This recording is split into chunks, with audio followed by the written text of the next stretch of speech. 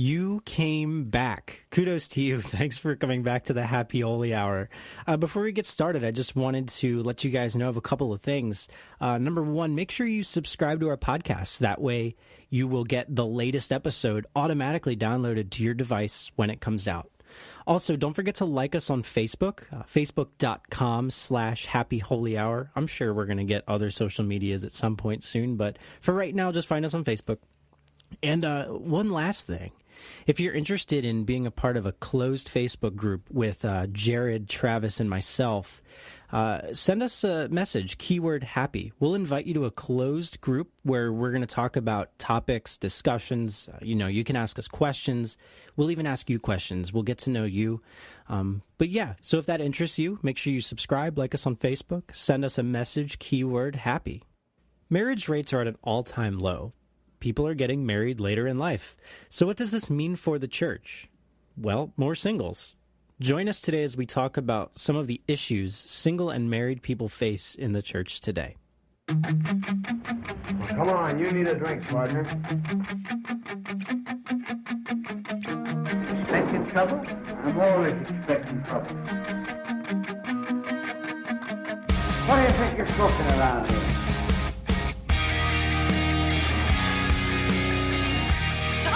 You're acting like a child. They're coming to get you, Barbara. Welcome back to the Happy Holy Hour. I'm Jared, and I'm here with my co-hosts, Tyler and Travis.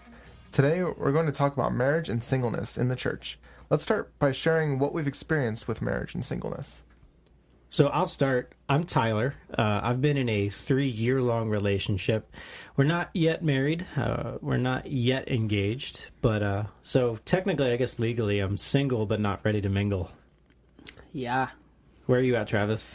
Yeah, so I am married, coming up on 2 years now. Me and my wife, Bonnie, and we have 2 kids. We dated for 5 years, and then we're engaged. So it was almost 6 years before we were married, but now we're married, so we are not under the single status right now.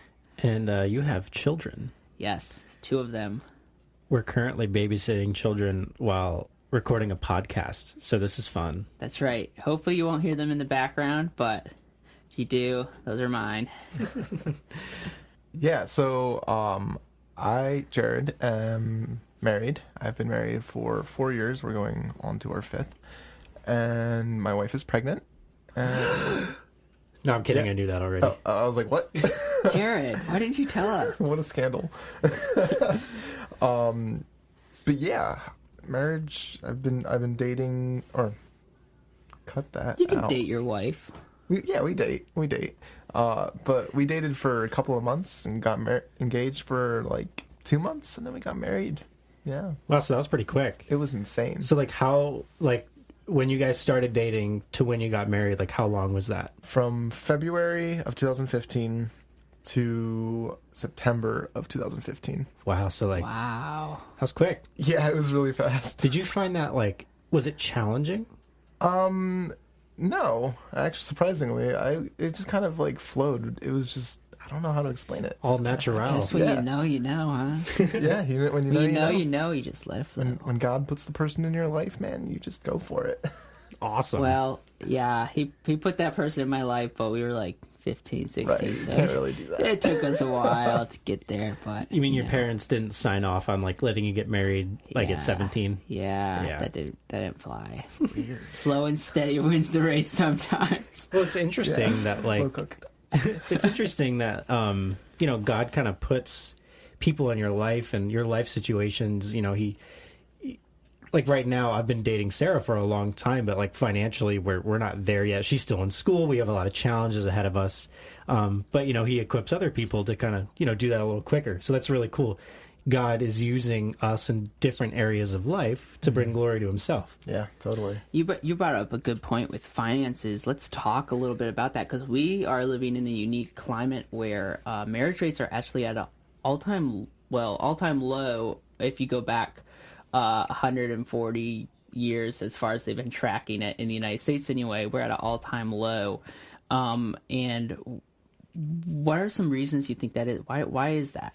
Well, so this is actually somewhere where I can speak on. I graduated with degrees in sociology and a couple of other things. So, like, this is something we actually studied. People are waiting longer to get married, even waiting longer to have kids, mostly for financial reasons. I mean, you also have the, people are going to school longer. So people are getting master's degrees and doctorates to make more money just because living is very expensive.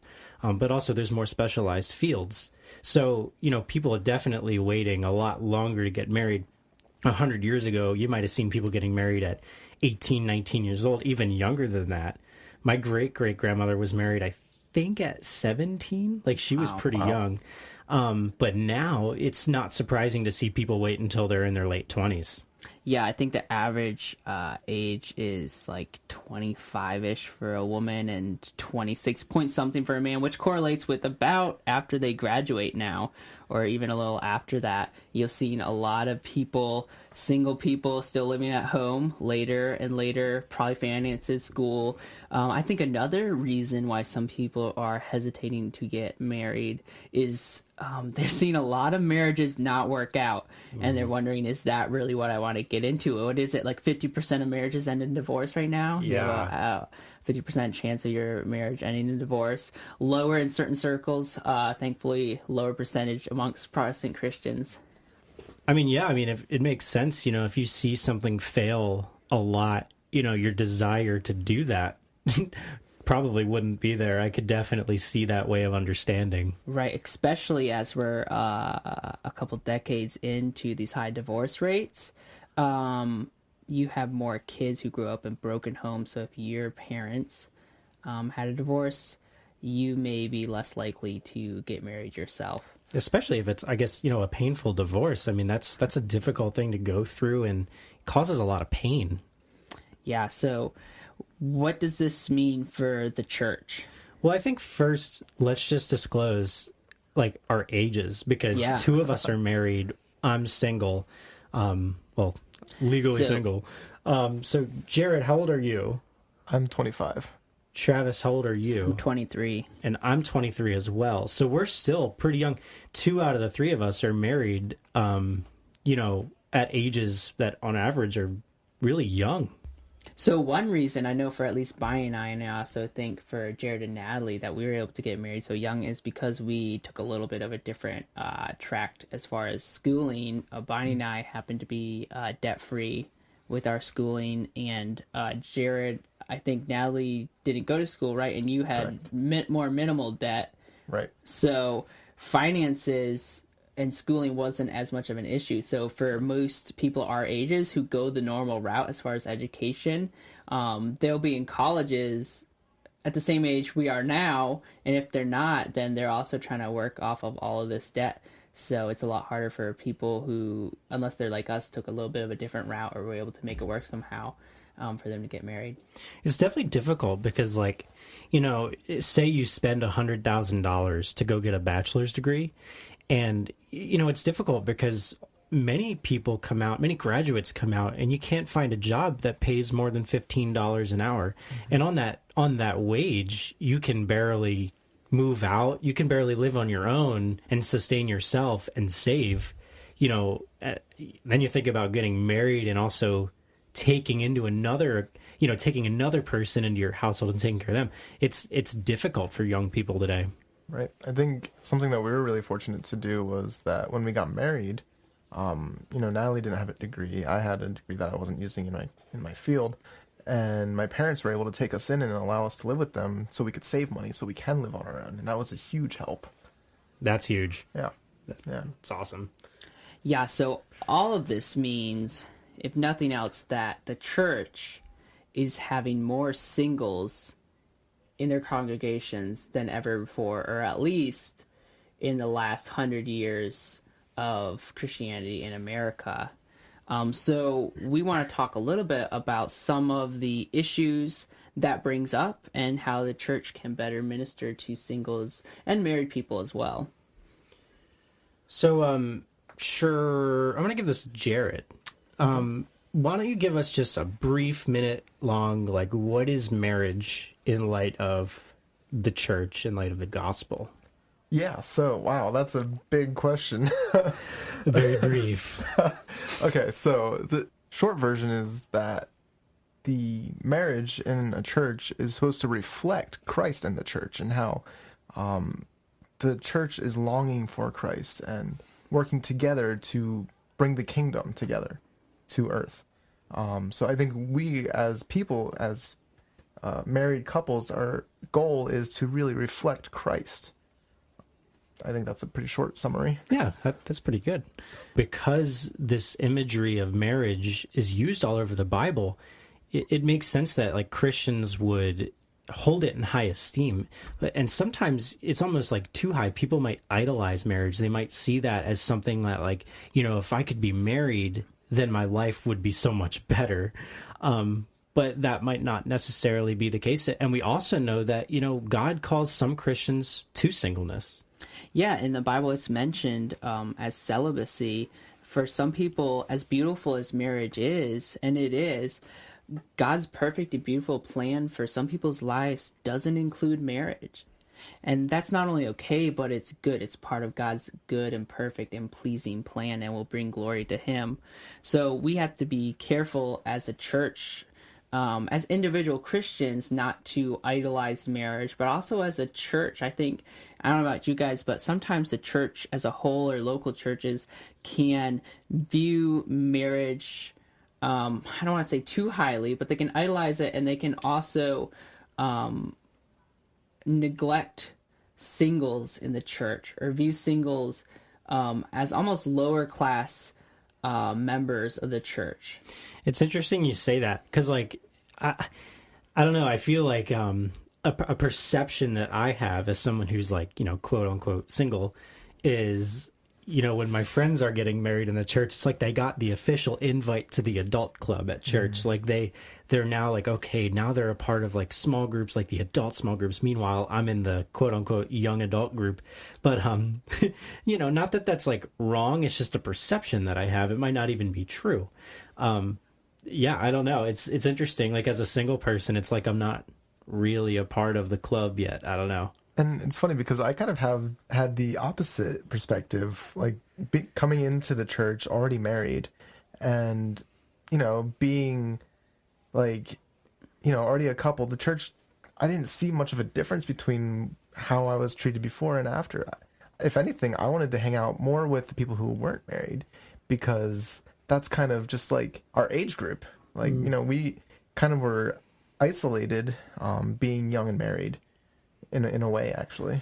So, full disclosure, so Travis, Jared, and I kind of co-lead a multi-generational small group at our church here in Southeast PA. A part of our group are people who are, you know, completely single, like no significant other whatsoever, all the way up to married with kids. So there's people that are in our group that, you know, we're learning from each other. And I think that's something really cool that I've noticed over the past years. Like, we're all in different stages of our lives, and we're learning from each other and growing with one another. And I think that's really neat. Yeah, and I wanna talk on that some more. Real quickly though, I wanna just backtrack a little bit to what you guys were talking about before, about some of your experiences as a single person in the church. You mentioned feeling kind of like a second-class citizen, or not in the club. Jared, you mentioned you almost had the opposite effect. So I think it can be said that a church can put on that persona either way, in a negative light. And I think it's hard for singles, because they're already dealing with the pressure, if they're Christians, of having this expectation that you have to be married, right? And they're dealing with a culture where it's more likely that they're not going to be married, or married later in life, a higher percentage of them. So they're already dealing with that pressure just from our natural life and climate of our culture and society. And inside the church, on addition to that, you may have a church that's putting this pressure on them as well, making them feel like a second-class citizen, or that they're not really as important until they're married. So I think as a church, we have to be careful not to buy into that, or not to make them feel that way. And I don't necessarily think that, the church tries to ostracize people in any way like that. It just might be like one of those culture things where, say, the culture of your local church has a lot of young singles, then the ministry and the culture of that church might be tailored towards young singles. And on the other side of the coin, it might be full of, the senior saints, and the culture might be tailored towards that. So it's interesting when you have like churches that are, filled with a certain group of people.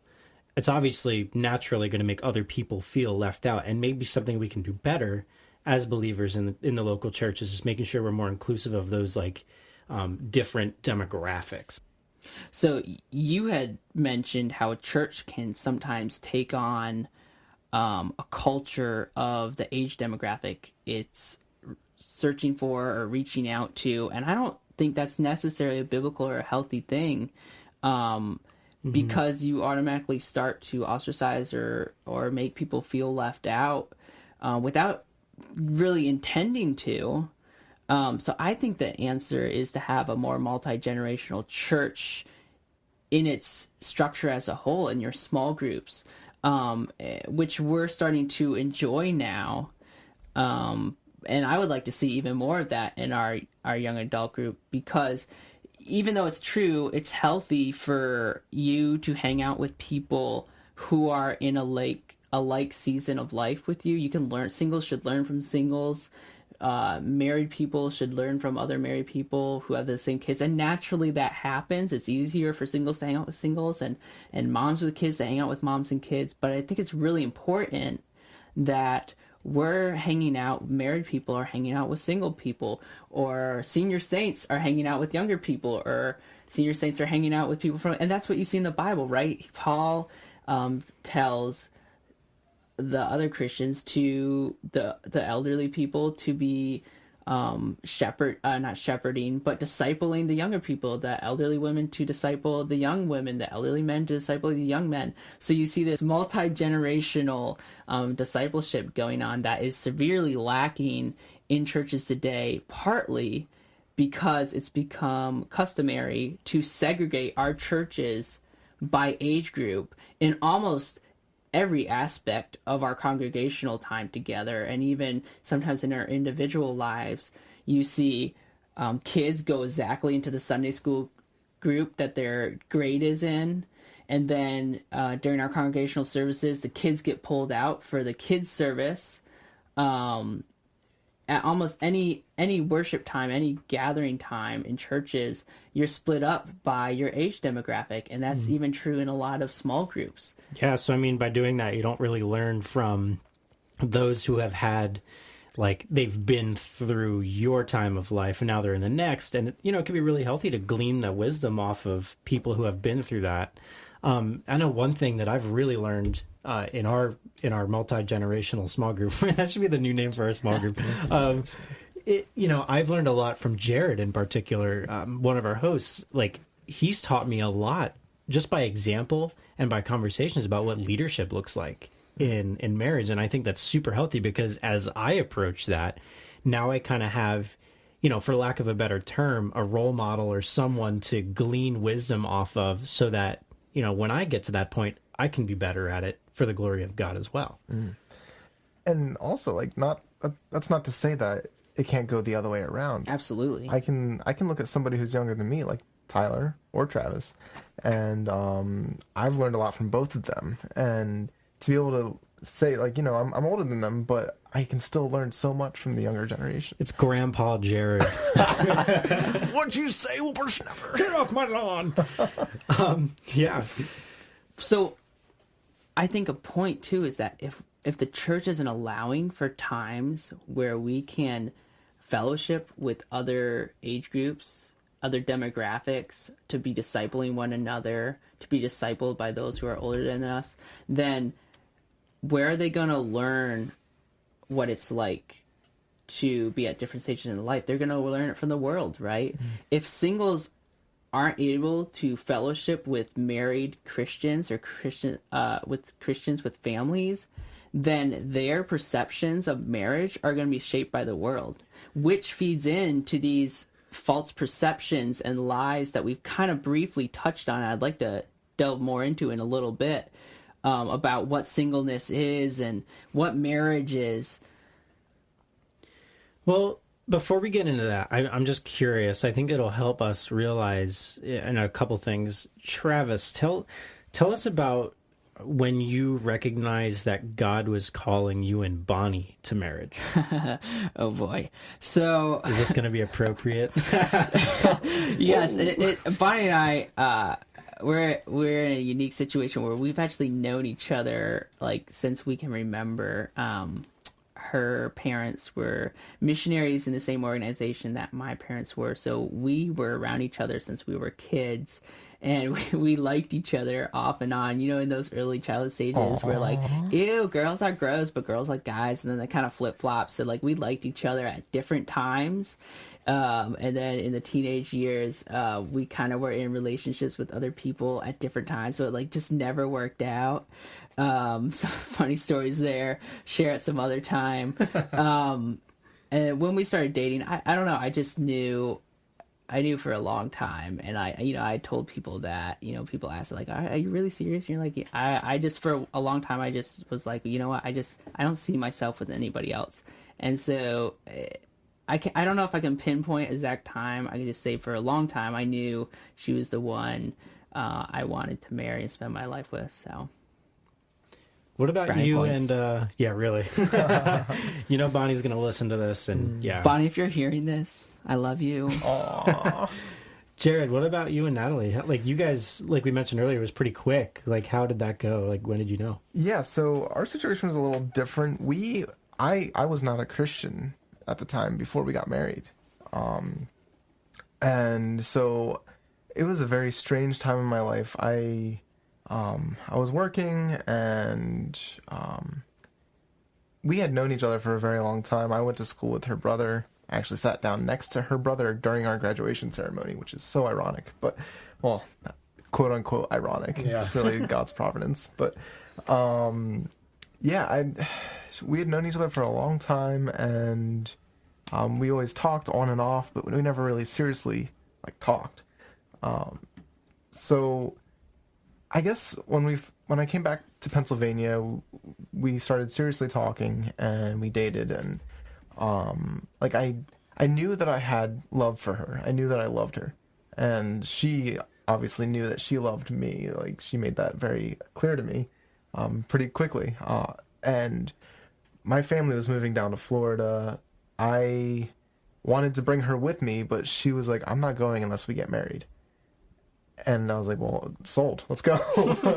So, but, through it all, God used Natalie to bring me to him, which was one of the most important things. So I can't really say, I knew God was pulling me to marry her at that time, but now looking back, I can see God used her to bring me to him in that marriage, as well as my marriage with Natalie. That's so cool. I thinking about marriage. I'm not there yet, but I know that, the goal of even just a dating relationship, even just a friendship, should ultimately be to point one another back to God. So in conclusion, let's just talk a little bit about those misconceptions about singleness and marriage, some of the lies we buy into, and some of the strengths of singleness, and also some of the strengths of marriage. So in an article on the Gospel Coalition, Elizabeth Woodson, it's titled 4 Popular Lies About Singleness. She mentions lie number 1, single equals alone. Lie number 2, your value is in a role. Line number 3, marriage is guaranteed. And line number 4, marriage equals happiness. And I don't know about you, but I can think back to when I wasn't married, and all 4 of these lies I kind of bought into and I struggled with. And if I would have had the right thinking about them, I would have been much more content and less sinful in my single state.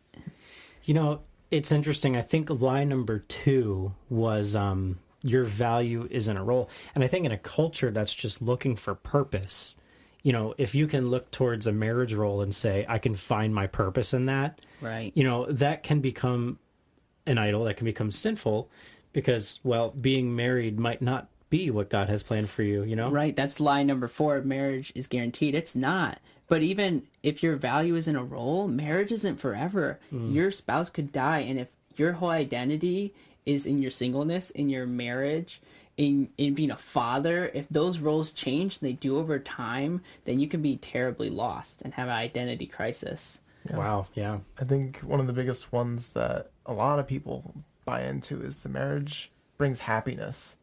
And I think, you know, in the church, like, we're not called to be happy. We're actually the exact opposite. We're called to be suffering saints. Yeah. Like, we're called to pick up our cross and follow Christ. And marriage is a beautiful thing. It's not always beautiful in the day to day, right? You're having two broken people enter into a covenant with one another.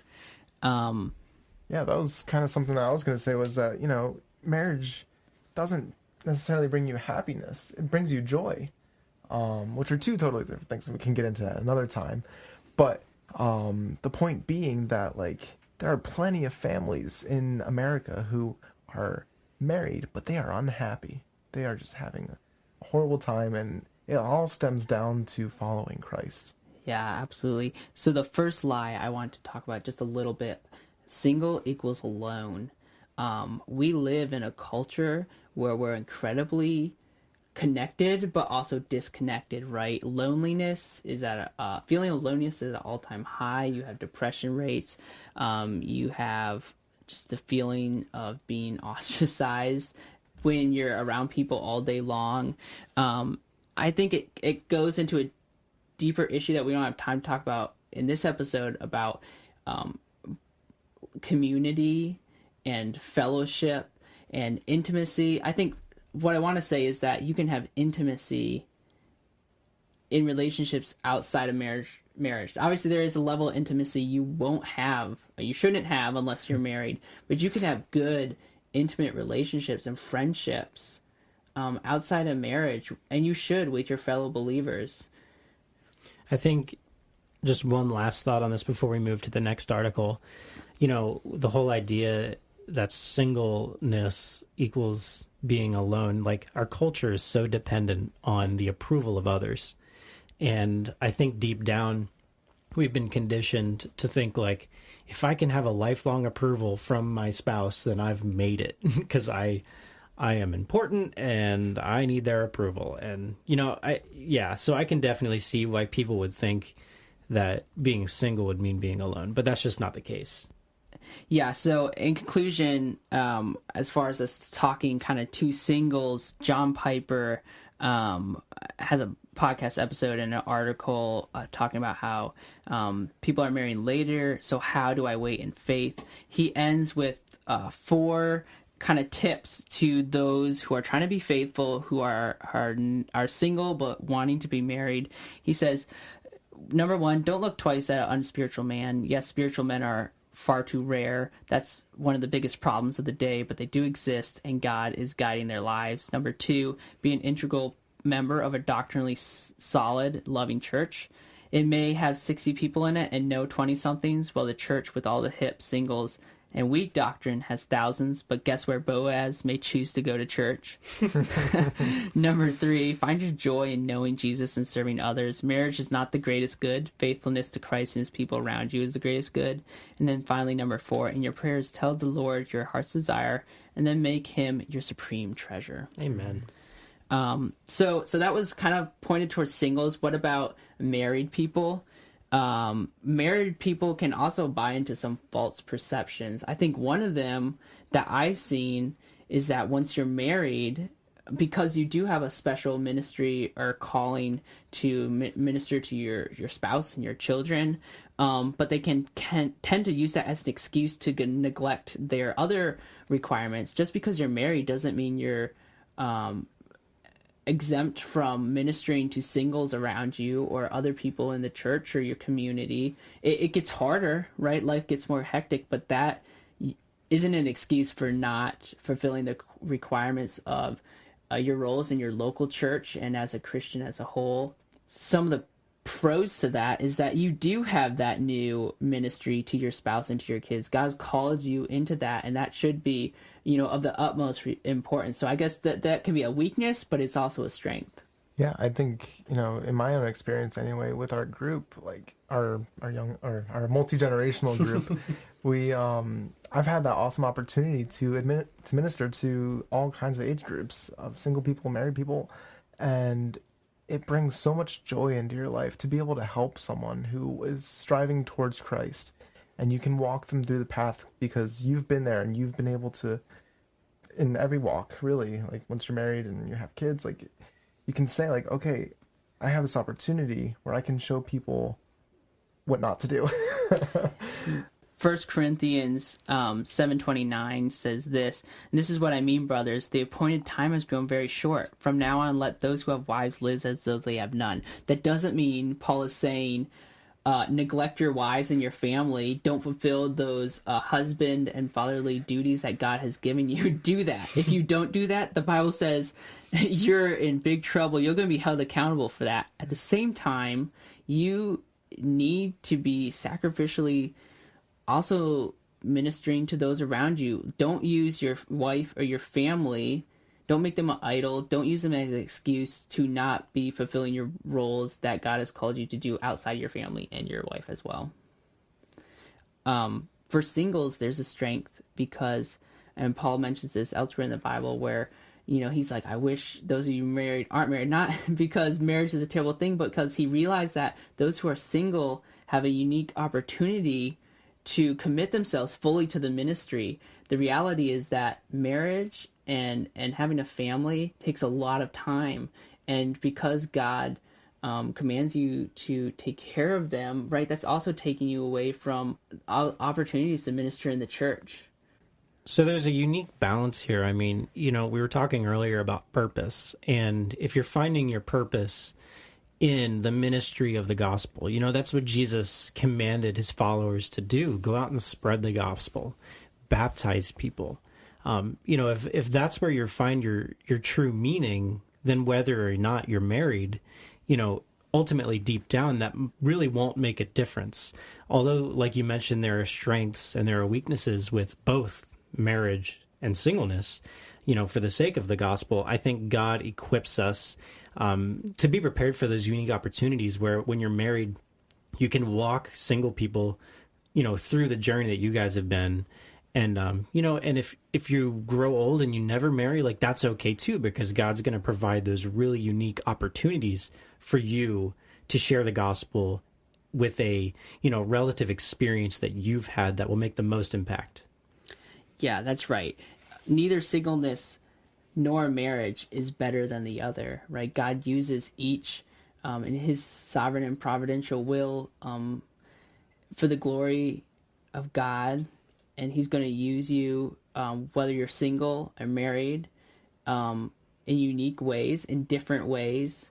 I think the key for single and married people is to know the strengths and weaknesses that each of those seasons of life holds, to be content where they are, to trust God and his timing and his sovereignty. And then for a church, I think the key is to be again multi-generational, to be sensitive to the hurts and needs of single and married people in those seasons of life, and just to be a multi-generational church, to be providing time for people at different stages in life to be discipling one another, to be fellowshipping together, to live life together. Awesome. Well, this is a good discussion today, I think. Any final thoughts before we close? Grace and peace be to you. Grace and peace be to you. Long live and prosper. Sign off, Spock. Dank. Oh, boy. May the force be Also, with you. if you really want to see some funny memes, you got to follow Travis on Instagram. It's at Travis Emmett. It's funny. It's what I do. It's the best. It's good. You also get to see his cute babies. Yeah, they're pretty cute. What can I say? Yeah. All right. Well, join us next time. We'll have an episode out next week. Be looking for it. We're excited that you joined us today. Remember, subscribe to the podcast. That's the best way you're going to get every new episode automatically downloaded to your device. Remember to go like us on Facebook. And if you're interested in being a part of our closed Facebook group called the Happy Holy Community, just send us a message, keyword happy. You'll get an invite, and we'd be more than happy to have you guys interact with us, discuss new topics, ask questions. Join us next week. Thank you.